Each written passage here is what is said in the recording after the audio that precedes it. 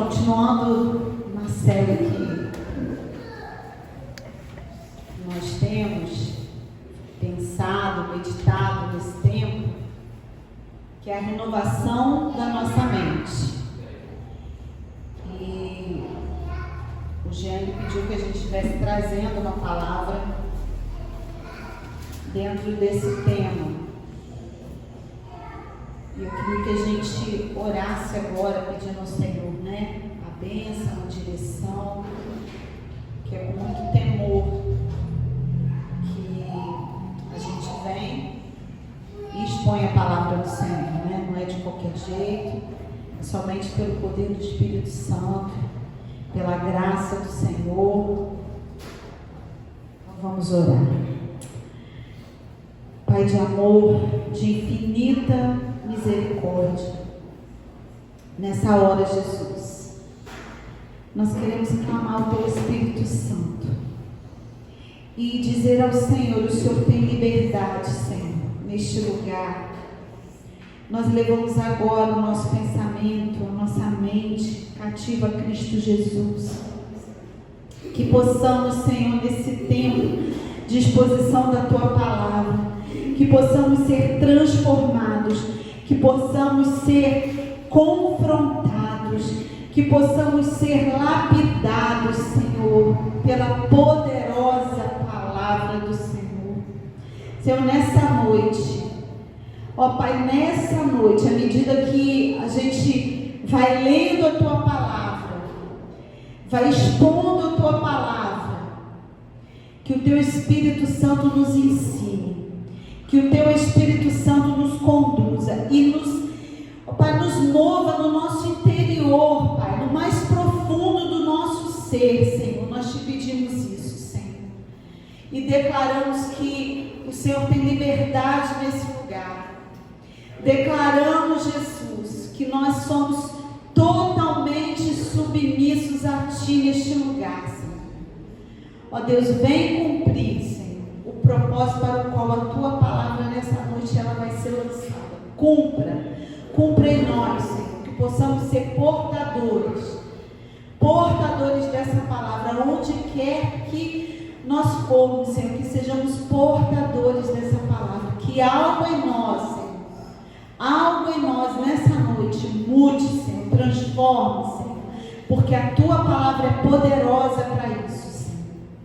E é no nome santo, poderoso de Jesus Cristo que nós oramos, Pai.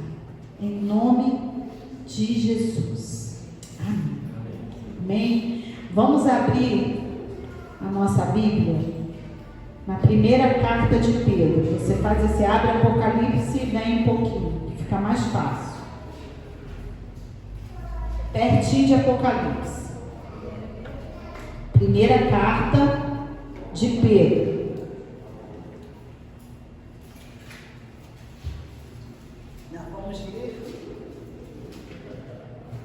Nós vamos ler o capítulo 1, do versículo 1 ao versículo 21.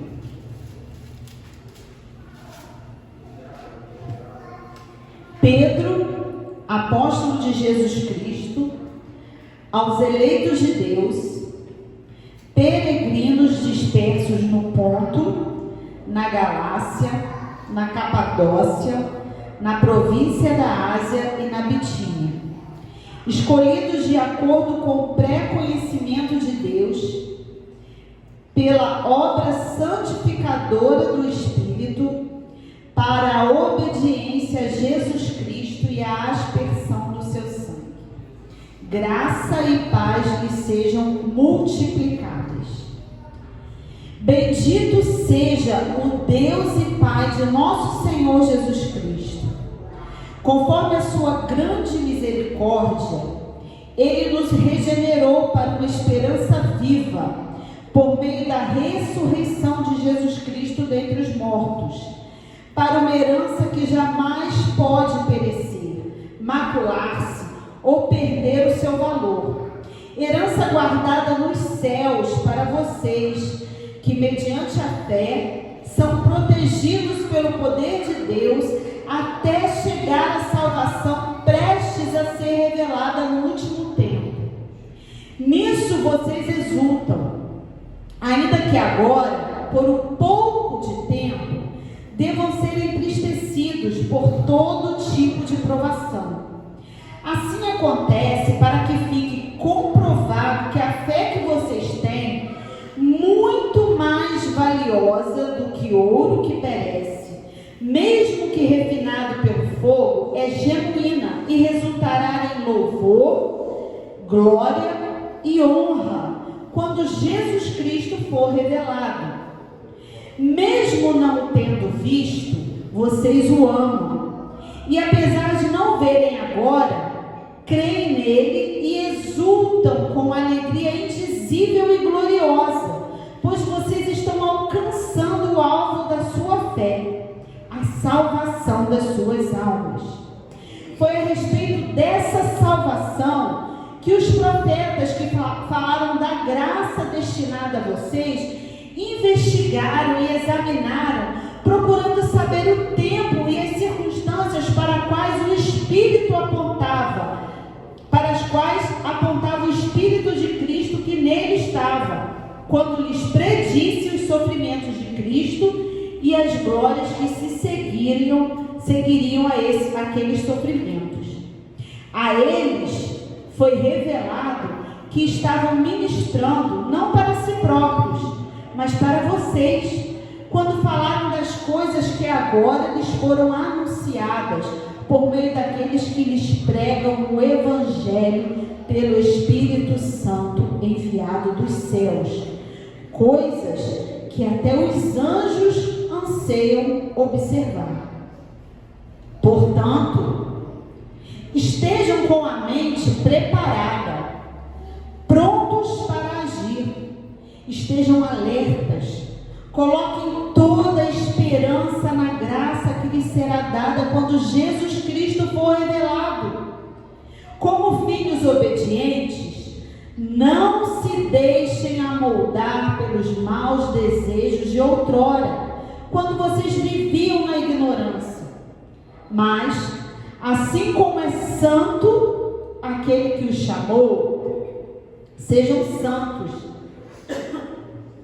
vocês também em tudo o que fizerem, pois está escrito: sejam santos, porque eu sou santo.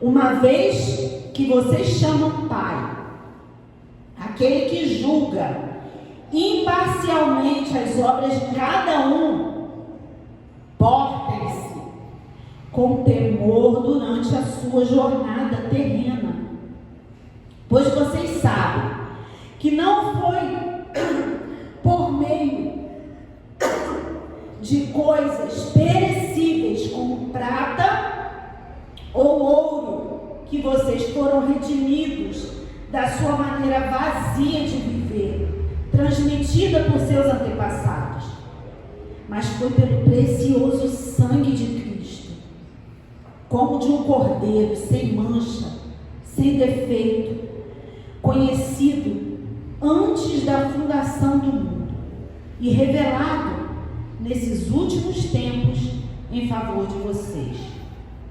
Por meio dele, vocês creem em Deus, que o ressuscitou dentre os mortos e o glorificou, de modo que a fé e a esperança de vocês estão em Deus.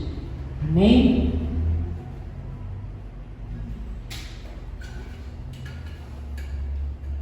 Se tem uma pessoa que teve a mente renovada, foi Pedro. Se teve uma pessoa que teve, se a gente pode falar de renovação de mente, que teve totalmente o seu pensamento mudado, foi Pedro. O apóstolo Pedro, quando ele foi chamado por Jesus, ele tinha na mente dele, no pensamento dele, que Jesus, ele estava vindo para libertar o povo do poderio romano. O apóstolo Pedro, ele acreditava que Jesus, ele estava formando um exército exército para ele poder dominar, destituir os romanos, se assentar no seu trono e estabelecer o seu reino na terra. E durante os 3 anos que ele viveu com Jesus, ele não conseguia entender quando Jesus falava: o meu reino não é deste mundo. A mente dele estava cauterizada, porque ele tinha uma ideia fixa do que era Jesus, do que era o Messias, para que o Messias viria, que ele não conseguia enxergar tudo aquilo que Jesus estava falando com ele. Precisou Jesus ser morto. Isso é tão sério na vida de Pedro, que quando os soldados vieram prender Jesus, ele fez o quê? Ele cortou a orelha do soldado. E imagina a mente de Pedro. Jesus foi lá e curou quem? A orelha do soldado. Então, imagina a mente de Pedro naquela hora. Peraí, então eu entendi tudo errado. E Jesus foi embora, foi preso, e ele naquela confusão, e a gente lê essa carta aqui, e a gente entende como que o Evangelho, como que a verdade de Deus, como que o Evangelho mudou a mentalidade dele, como que ele foi transformado. E é isso que a gente vai aprender nessa noite, o poder transformador do Evangelho. Como que Pedro, ele foi transformado. E ele está fazendo aqui exatamente quando ele tem aquele encontro com Jesus ressurreto, e Jesus fala para ele: Pedro, apacenta as minhas ovelhas. Pedro, você me ama? Apacenta as minhas ovelhas. E Pedro está aqui apacentando as ovelhas de Cristo. E em que momento, olha só, em que momento Pedro está trazendo essa palavra para aqueles irmãos que hoje seria ali a região da Turquia, toda aquela região da Turquia hoje. Nero, ele estava tão furioso, numa perseguição tão grande contra os cristãos, que os cristãos eles não tinham lugar para ficar. Se a perseguição vinha aqui, eles iam para outro lugar, vinha aqui, eles viviam. Por isso que Pedro fala aqui, olha: aos peregrinos dispersos, porque eles não tinham, eles estavam sempre de um lado para outro, de um lado para outro. E isso aqui, Pedro está trazendo para aquela igreja, naquele contexto de tribulação, de angústia, de perseguição. Pedro está trazendo uma palavra, não de consolo, é uma palavra de consolo, mas cunhada na verdade. Pedro não está mentindo para aqueles cristãos, não está falando: olha, peraí, vai dar tudo certo, olha, não se preocupa não, vai dar tudo certo, você não vai sofrer não. Olha, não, Pedro está trazendo uma realidade. Pedro está dizendo para aquela igreja: olha só, vocês não são desse mundo. Sabe o que vocês são? Vocês são peregrinos. Vocês estão dispersos, vocês não têm um lugar fixo, mas vocês são peregrinos. E, gente, a gente não consegue entender essa realidade, porque a nossa realidade hoje é que tudo vai bem. Está tudo bem. O evangelho que é pregado hoje é o quê? Você vai dar certo. Você vai prosperar nessa terra. Você vai comer o melhor dessa terra. Onde a planta do seu pé pisar é seu. Mas o evangelho nunca trouxe isso. Nunca trouxe essa palavra. O evangelho, a verdade de Deus, sempre trouxe para nós a realidade de que nós somos peregrinos. Nós hoje, no ano de 2024, nós somos peregrinos nessa terra. Nós estamos aqui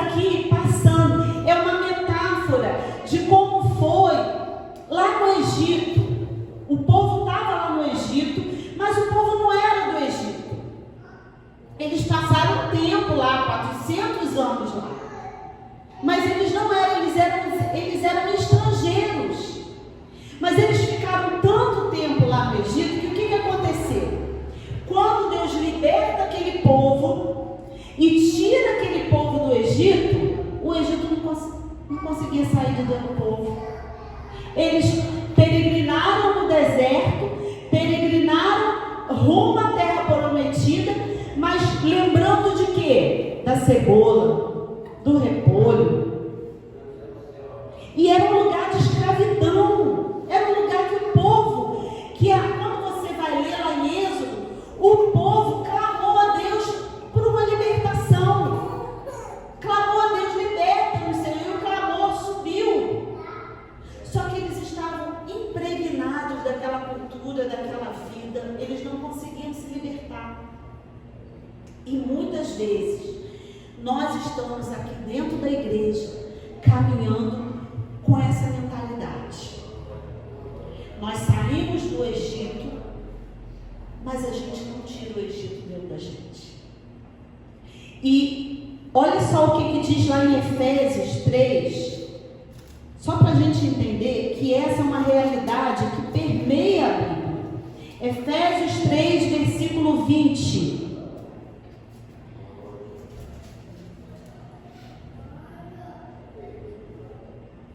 Perdão, Hebreus 11, Hebreus 11, 13, versículo 13. Hebreus capítulo 11, versículo 13. Olha o que diz. Todos esses viveram pela fé e morreram sem saber o que tinha prometido. Viram-no de longe o saudaram, reconhecendo que eram estrangeiros e peregrinos na terra. Os que assim falam mostram que estão buscando uma pátria. Se estivessem pensando naquela de onde saíram, teriam oportunidade de voltar. Em vez disso, esperavam eles uma pátria melhor, isto é, a pátria celestial. Por essa razão, Deus não se envergonhou de ser chamado Deus deles e lhes preparou uma cidade. Toda essa mentalidade de estrangeiro, forasteiro, peregrino, permeia a Bíblia. É essa mentalidade que a gente tem que ter.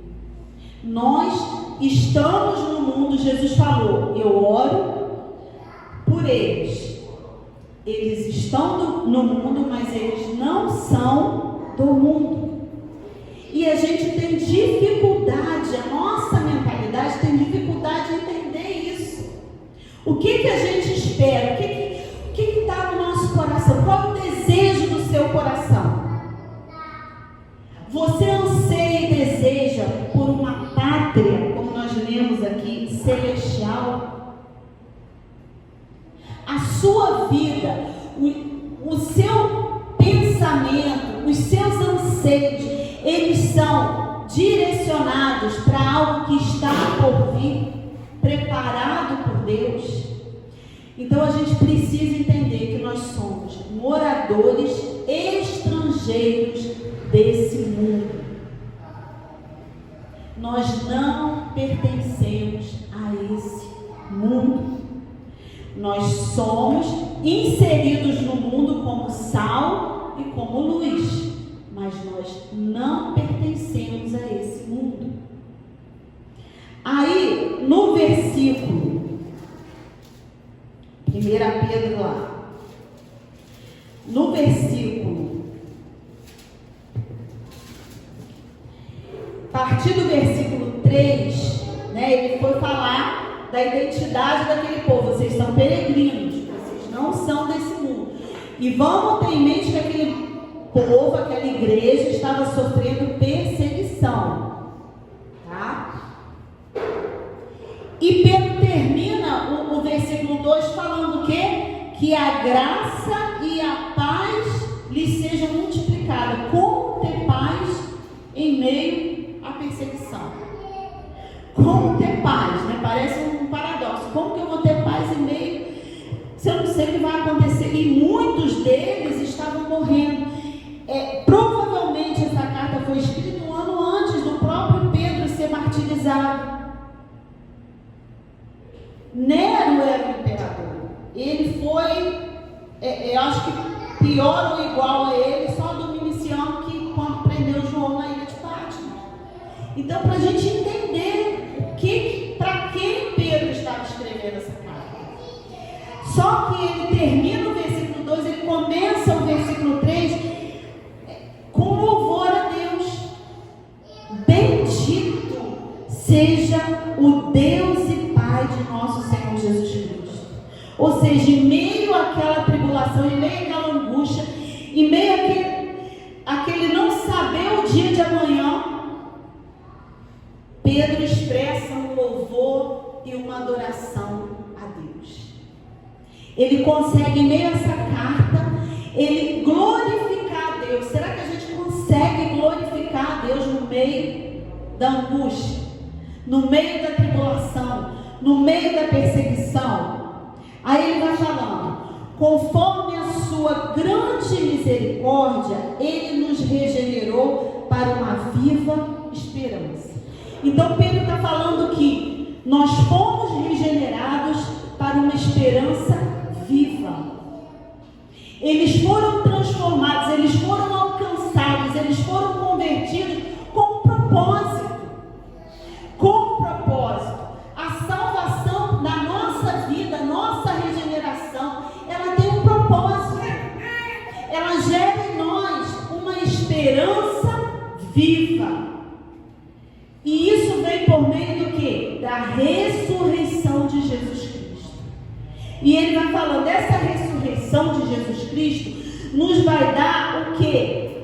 Uma herança. O que está prometido para nós, Pedro está falando, que é uma herança que não se corrompe, que não se perde, que não perde o seu valor. Pedro vai falar que herança é essa. E ela é adquirida mediante a fé, ou seja, a gente precisa ter a nossa mente transformada, regenerada, para a gente entender que o que aguarda, o que nos aguarda é uma viva esperança, é uma herança eterna que Jesus Cristo conquistou. E nós, mediante, olha o que Pedro vai falar, mediante a essa tribulação, mediante essa perseguição, nós podemos ter uma certeza que nós somos protegidos pelo poder de Deus. Ele fala aqui, vocês são protegidos pelo poder de Deus até chegar à salvação que está prestes a ser revelada. Então, o nosso coração não precisa temer, o nosso coração não precisa ficar com medo, porque existe uma herança, existe uma esperança viva, e em todo o tempo nós somos protegidos por Deus, pelo poder de Deus. Pelo poder de Deus. Não é na nossa força, não é por aquilo que a gente faz, não é pelas nossas ações, nossas boas ações, mas é pelo poder de Deus. E nós temos que ter essa certeza, nós somos protegidos pelo poder de Deus. Pelo poder de Deus. Nós somos regenerados com propósito. Nós somos regenerados com um único propósito: manifestar nessa terra a pessoa de Cristo. E como nós conseguimos fazer isso? Somente quando nós somos transformados. E às vezes, como Pedro está falando aqui, às vezes nós precisamos passar por alguns momentos ruins. É necessário, sabe para quê? Olha o que ele fala: vocês se alegram, nisso vocês exultam, ainda que agora, por um pouco de tempo, devam ser entristecidos por todo tipo de provação. Nós somos entristecidos por todo tipo de provação, mas se alegrem, exultam, porque tem uma viva esperança e tem uma herança eterna. Pedro está falando isso. Percebe que Pedro ele não tira a realidade daquilo que está acontecendo, mas ele coloca uma realidade espiritual que foi conquistada por Jesus. Em todo tempo, Pedro vai falar isso. E ele fala que essa aprovação, ela acontece para que fique comprovada a fé que vocês têm. Qual é a fé que nós temos? Qual é a nossa fé? Nós acreditamos em quê? Qual é o Deus que nós servimos? Qual é o Deus que nós imaginamos na nossa mente?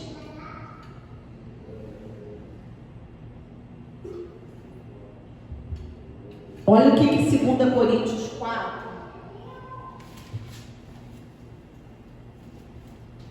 15 a 18. Olha o que Paulo vai falar. Tudo isso é para o bem de vocês, para que a graça que está alcançando um número cada vez maior de pessoas faça que transbordem em ações de graça para a glória de Deus. Por isso, não desanimamos, embora exteriormente estejamos desgastados, interiormente estamos sendo renovados dia após dia, pois o nosso sofrimento leve e momentâneo está produzindo para nós uma glória eterna que pesa mais do que todos eles. Assim fixamos os nossos olhos, não naquilo que se vê, mas no que não se vê, pois o que se vê é transitório, mas o que não se vê é eterno. Aonde nós estamos colocando os nossos olhos? Naquilo que é transitório, naquilo que a gente pode ver, ou naquilo que a gente não pode ver, mas é real. É real. E é isso que nos fortalece. Porque se a gente for, o nosso pensamento, a nossa mente for focada no que acontece nesse mundo, a gente não dá conta de viver. Se o nosso pensamento, a nossa esperança é o que acontece ao nosso redor, a gente não dá conta. Mas o nosso pensamento, a nossa esperança, ela tem que ser focada na esperança viva, na herança eterna. Nós somos salvos da condição do pecado na nossa justificação. Estamos sendo salvos do poder do pecado na santificação. E seremos salvos da presença do pecado na glorificação. Então, olha só, hoje nós não fomos glorificados. Então, nós precisamos entender que tem uma guerra. Nós precisamos guerrear contra o pecado, contra os nossos desejos, contra as nossas vontades, contra tudo aquilo que nos afasta do poder de Deus. E quando a gente vai aqui, Pedro ele vai falar sobre a salvação, a regeneração, que eles amam a Cristo mesmo sem ter visto. Ele vai falar da alegria indizível que eles tinham, aguardando a salvação mesmo mediante a toda aquela angústia e tribulação. E no versículo 13, Pedro vai dizer, depois que ele expõe, que ele fala para aquela igreja: vocês são peregrinos, vocês estão aqui de passagem, mas tem uma herança, existe uma esperança viva, vocês foram regenerados, vocês foram transformados, Cristo ressuscitou. Ele vai trazendo aquela realidade da salvação, e no versículo 13 ele fala: portanto, ele começa o versículo 13 falando portanto, ou seja, depois disso tudo que vocês ouviram, de toda essa realidade, vocês precisam saber que vocês, ainda mediante toda essa circunstância, vocês precisam estar com a mente preparada, pronto para agir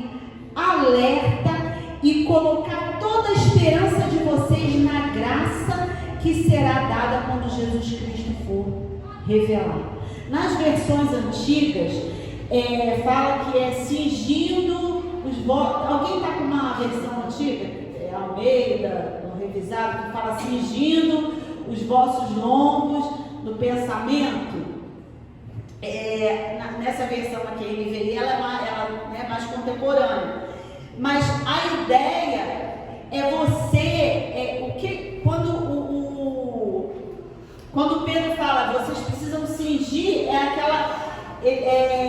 eles usavam túnica, né? Eles usavam uma roupa grande e atrapalhava na movimentação. Então, quando ele fala assim, olha, cingir o vosso lombo, era colocar a túnica numa altura, prender no cinto, para que se você precisasse correr ou trabalhar, aquilo não te atrapalhasse, você não tropeçasse, porque a túnica era longa, não é igual hoje a nossa roupa. Então, dentro dessa realidade é que Pedro fala, olha, vocês precisam estar preparados. Mas o que ele fala que a gente precisa preparar? Quem precisa estar pronto e preparado? A mente. E é uma coisa que hoje está assolando a humanidade, é a mente. As pessoas não estão preparando a sua mente, seu pensamento, para aquilo que é verdadeiro, para aquilo que é puro, para aquilo que é santo. Por isso que nós estamos aí, pleno 2024, pessoas doentes. Doentes aonde? Na mente. Então Pedro está falando, portanto, olha só, vocês sabem que tem uma herança, vocês sabem que tem uma esperança viva, então agarra isso com toda a sua força e coloca isso no seu entendimento, na sua mente. Esteja preparado, pronto para agir. Pronto para agir. Aí ele vai falar, como filhos obedientes, não se deixem amoldar pelos maus desejos de outrora, quando vocês viviam na ignorância. Aí Pedro vai trazer para a gente, para aquela igreja e para nós, que nós precisamos ter uma vida que seja de acordo com tudo aquilo que nós ouvimos antes, com o sacrifício de Cristo, com a herança que foi preparada e guardada no céu para nós. Então Pedro vai trazer para nós essa realidade. Vocês precisam ter uma vida que seja de acordo com aquilo que vocês ouviram. Vocês precisam ter a mente preparada, pronto para agir. Esteja alerta. Nós precisamos estar alertas para tudo aquilo que vem, ainda mais no tempo que a gente vive hoje, nos distrair, roubar o nosso tempo daquilo que pode nos transformar à imagem e semelhança de Deus. Nós precisamos estar alertas, pronto para agir, pronto para fazer como Paulo, eu esmurro o meu corpo, eu me esbofeteio, mas eu não quero que esse pecado me domine, eu não quero que esse desejo me domine. Então é isso que Pedro está falando aqui. Aí ele fala assim, olha, como filhos obedientes, não se deixe amoldar, não tome uma forma, da mesma forma que Paulo fala lá em Romanos, não se amolde, não tome a forma desse mundo. Pedro fala, olha, como filhos obedientes, vocês são filhos, vocês foram comprados, vocês foram regenerados, vocês foram salvos, Deus é o Pai de vocês. Então, como filhos obedientes, vocês precisam ter isso no coração de vocês. Não se amoldar por aquilo que antes era normal. Nós precisamos sair ali fora e nos incomodar com o ambiente lá fora.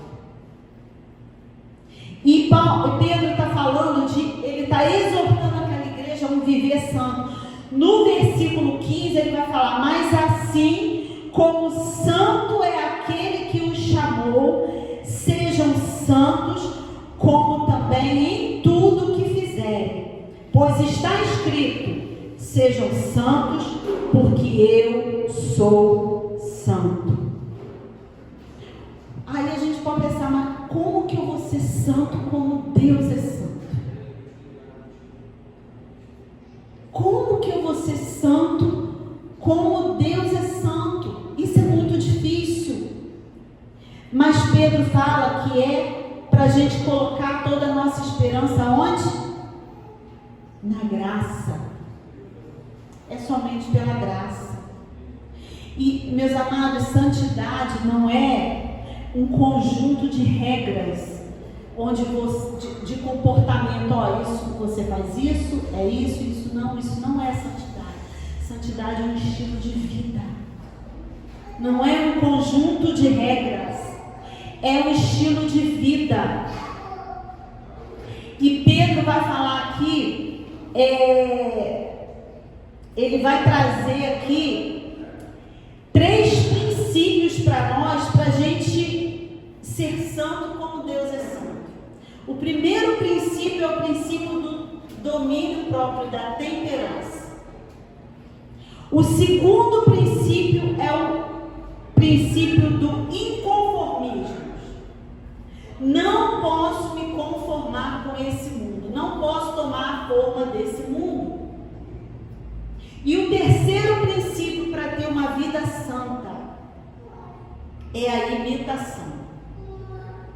Eu vou ser santo como Deus é santo.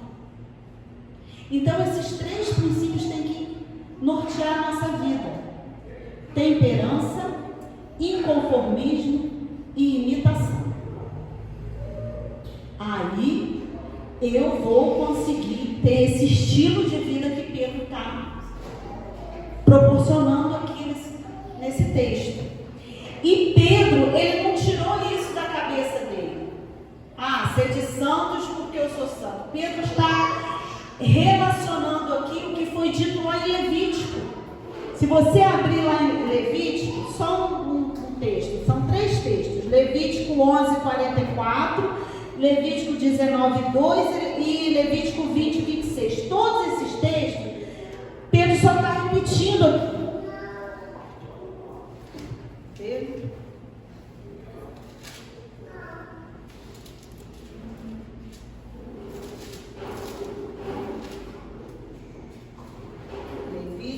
Vou ler o Levítico 20:26. Vocês serão santos para mim, porque eu, Senhor, sou santo, e os separei dentre os povos para serem meus. Então Pedro, ele está trazendo aqui o que já estava escrito. Por isso que ele fala: sede santos porque sou santo. Mas ele vai falar por quê? Porque está escrito. Se está escrito, se é uma ordem de Deus, se é um mandamento do Senhor, está escrito. Então eu preciso passar essa vida aqui, peregrinar nesse mundo aqui, para viver isso. Aí no meu dia a dia eu vou olhar e, peraí, eu não estou sendo santa como Deus é santo. Peraí, isso aqui não revela a santidade de Deus. Não, isso aqui, eu estou assistindo isso aqui, mas isso aqui está revelando a santidade de Deus. Eu estou gastando tempo aqui, mas isso aqui está me trazendo a santidade de Deus na minha vida. Entende que é um estilo de vida? E Pedro fala que está escrito e é pela graça.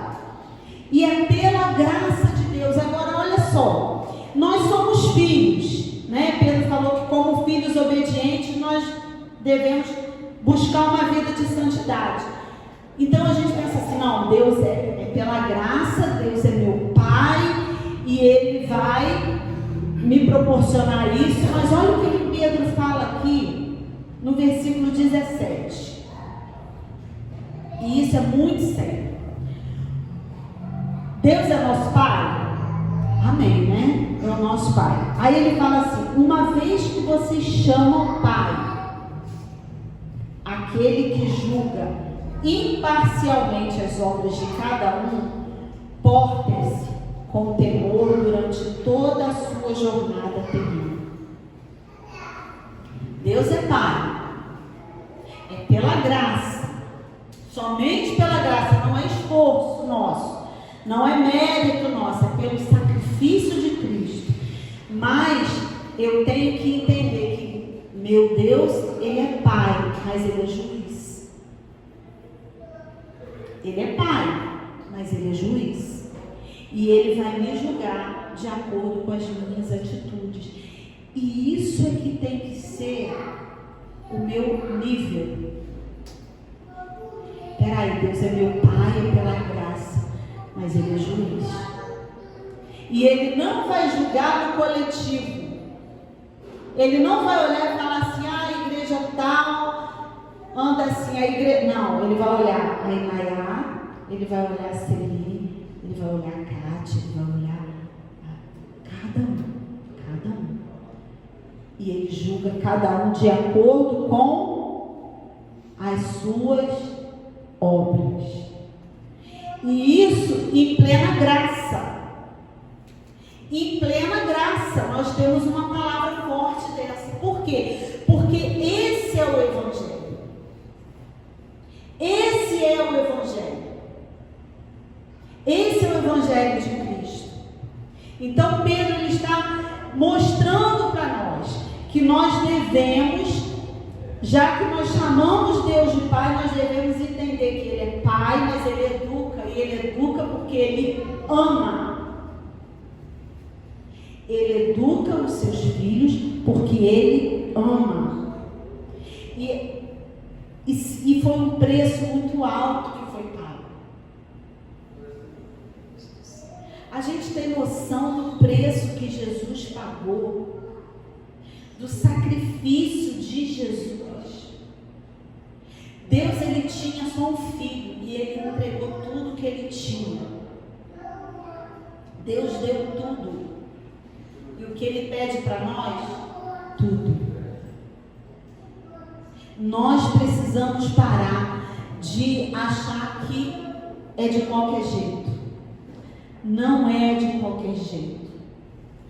Assim como Deus entregou tudo, nós precisamos entregar tudo. A nossa mente precisa estar alerta. O nosso pensamento precisa ser transformado. Temos um Pai, mas nós temos um juiz. Nós não podemos perder isso. Esse temor, ele deve permear o nosso coração, para que a gente possa espelhar Cristo lá fora. Não é aqui, é aqui também, mas principalmente lá fora. As nossas atitudes, as nossas ações, elas precisam revelar Jesus Cristo. Jesus Cristo. E o que é o Evangelho? O Evangelho é a base de toda essa santidade que Pedro está falando aqui. A natureza da santidade pregada na igreja, ela é tudo isso aqui que nós falamos. E nós precisamos entender, nós precisamos ter uma vida que espelhe, que seja grato por esse sacrifício. Nós precisamos que o nosso pensamento seja todos os dias: Senhor, aonde eu estaria se não fosse o Senhor? Senhor, o que eu merecia era o inferno, mas o Senhor preparou uma herança. Eu tenho uma esperança viva.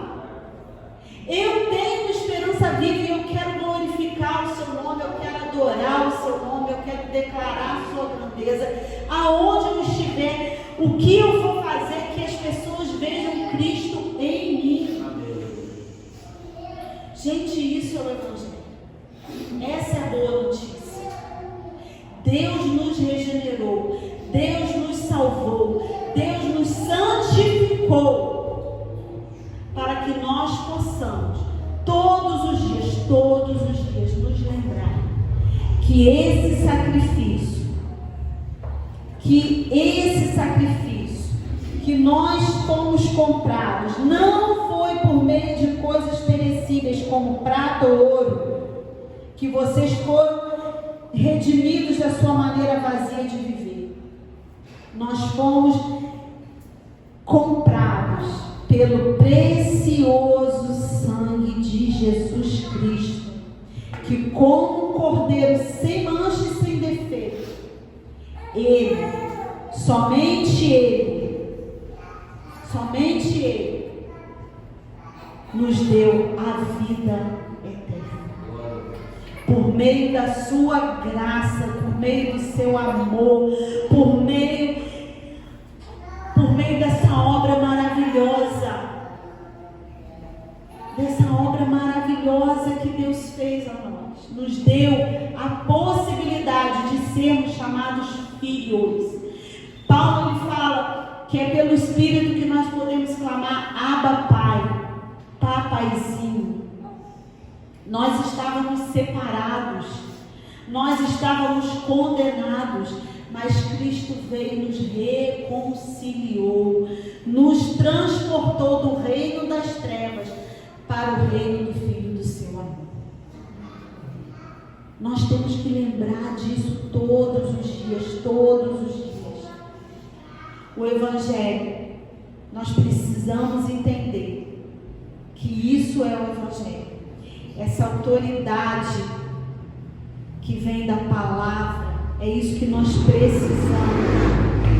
O Evangelho não é sobre nós, sobre os nossos desejos, sobre as nossas necessidades, sobre os nossos anseios. Não, o Evangelho é sobre Cristo. Só é capturado pelo Evangelho aquele que conseguiu encontrar Cristo na sua peregrinação. Nós temos encontrado Cristo na nossa caminhada, e é todo dia, é todo dia, é todo dia. É uma descoberta de que os desejos que eu tinha, o Evangelho nada mais é do que os desejos, os anseios, os sonhos que eu tinha nessa caminhada, nessa peregrinação. Quando eu encontro Cristo, eu encontro um desejo maior, eu encontro um desejo melhor, e esse desejo de Cristo é substituído e mata qualquer outro desejo. Esse é o Evangelho. E que nessa noite a gente possa ser capturado por essa realidade do Evangelho, que a gente possa ser atraído por essa verdade do Evangelho. Sede santo, porque eu sou santo, porque está escrito, e a palavra nos autoriza. A palavra nos autoriza a ter uma vida de santidade, que é todo dia. É todo dia eu buscar essa presença de Deus, eu buscar essa comunhão com Deus, eu pedir Espírito Santo, porque eu não consigo ver o meu defeito, a minha miséria, e pedir: Senhor, me revela, nesse dia me revela.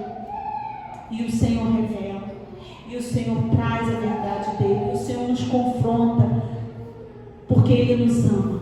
E que vocês possam chegar em casa e ler toda a carta de Pedro, que a gente vai encontrar um Pedro que queria que Jesus acabasse com o Império Romano. A gente vai encontrar um Pedro dizendo para a igreja: submeta-se ao rei, submeta à autoridade. Olha, isso é um homem que foi renovado e transformado pelo Evangelho. Aquilo que ele pensava, ele foi capturado por essa realidade, que é a vida em Cristo. E que a gente possa, todos os dias,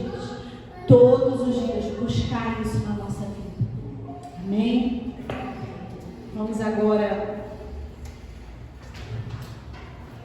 tomar a nossa ceia. E nesse momento eu queria que você pensasse mesmo, né? A palavra de Deus fala para a gente examinar o nosso coração. Diante dessa palavra que foi ministrada, o que nós precisamos renovar na nossa mente? tomar o pão, você vai tomar o cálice, você vai fazer uma oração, você aí no seu lugar, você e Deus. Senhor, me revela Cristo, que eu possa ser encontrado nele, que na minha vida eu preciso realmente ser transformado, que minha mente esteja agora alerta, percebendo o que na minha vida precisa ser revelado, que precisa ser mudado, que o Espírito Santo venha sondar o nosso coração e vamos falar com o Senhor mesmo. Senhor, oh Deus, renova-nos. Renova-nos, Senhor, nessa noite. Nós queremos, oh Deus, queremos te servir, Senhor.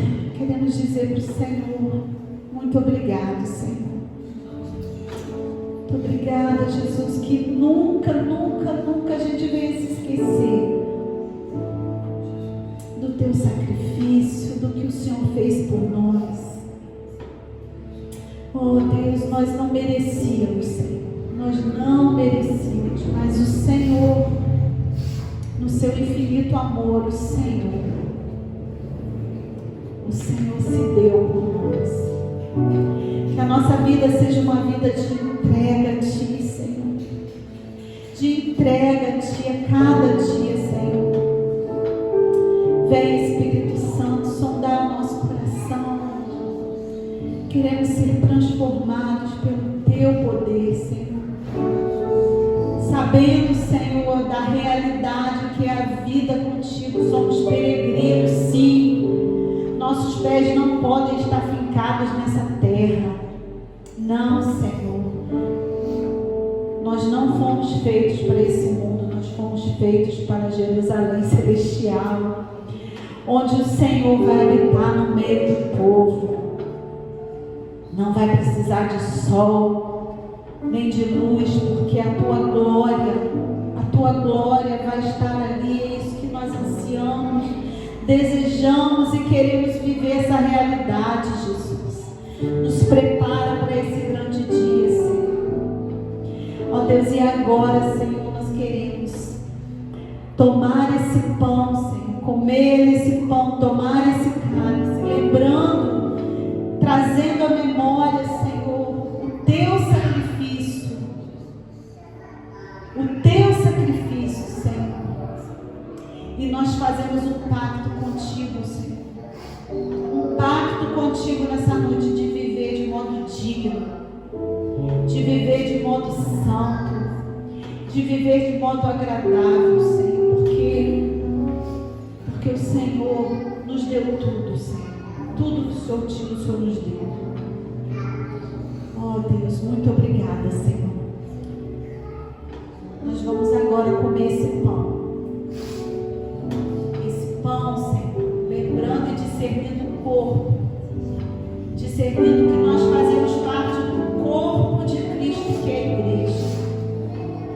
E precisamos, Senhor, discernir o corpo, discernir a nossa responsabilidade com esse corpo que o Senhor gerou.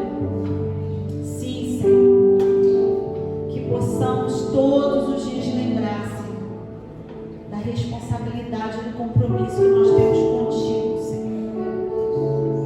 Traz a memória, Senhor, traz a nossa memória todos os dias o teu sacrifício, para que a gente haja com temor e tremor diante do Senhor.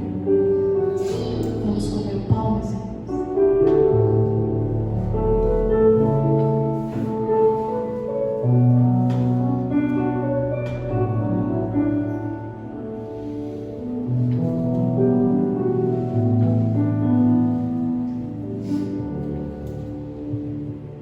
Da mesma forma, Senhor, nós queremos tomar o cálice agora, lembrando do sangue derramado na cruz.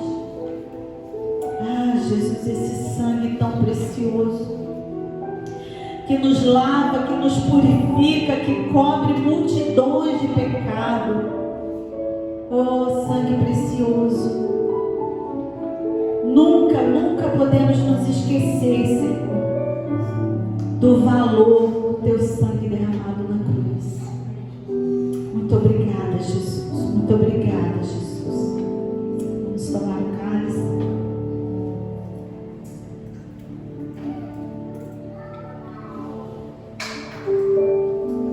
Sim, Senhor, que essa semana, Senhor, nós possamos, ó Pai, estar meditando na sua palavra, nessa palavra. Que o teu Espírito Santo possa estar nos confrontando, nos preparando, nos disciplinando. Nós te pedimos isso, Senhor, e nós confiamos na tua graça, na tua graça.